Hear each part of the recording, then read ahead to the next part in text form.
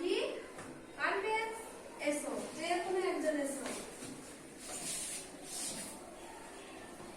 লেখো, এখানটা লেখো। তাহলে আমি লিখে দিচ্ছি, দাঁড়াও। কন্যার নামটা শুধু লিখবে, হ্যাঁ?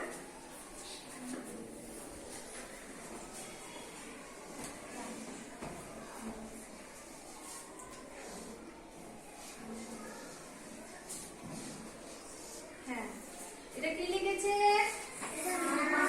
শ্যামা। তাহলে আদ্যনাথ বাবুর কন্যার নাম কি?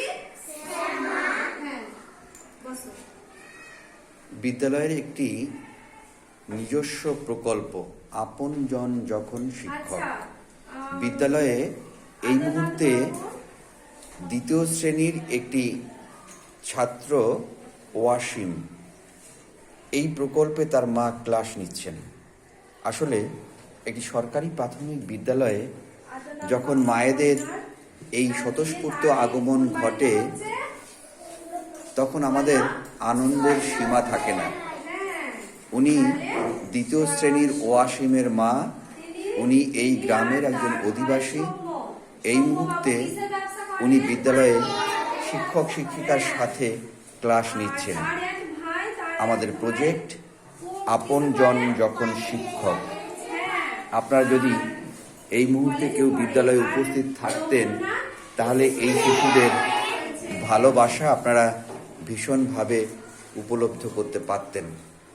এই মাকে আমাদের অনেক শ্রদ্ধা এবং প্রণাম। দেশের জন্য অনেক কাজ করেন, তাহলে সবাই বলে তিনি ধন্য।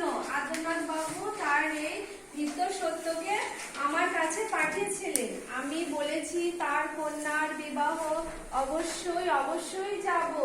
এখানে এসে দেখি আঙ্গিনায় বাদ্য বাজছে। চাষিরা এবছর ভালো শস্য পেয়েছে। হ্যাঁ, তাই তারা ভিড় করে এসেছে। ভিতরে ঢুকি সার্থ কি হয়। আপনি তো বাইরে বসে আছি, দেখছি ছেলেরা কি করছে? হ্যাঁ, ছেলেরা কি করছে? কেউ বা ব্যাট বল খেলছে। আর ব্যাট বল খেলছে। নিত্য স্মরণ ওদের কি হবে? নিত্য স্মরণ ক্যাপ্টেন। হ্যাঁ, আচ্ছা, এই কুমোর পাড়ায় গরুর গাড়ি কে বলতে পারবে? পারবেন? 2 লাইন করে শোনাও।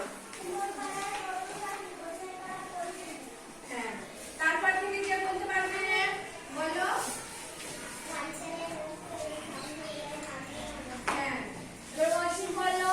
হাত বসেছে কি বারে?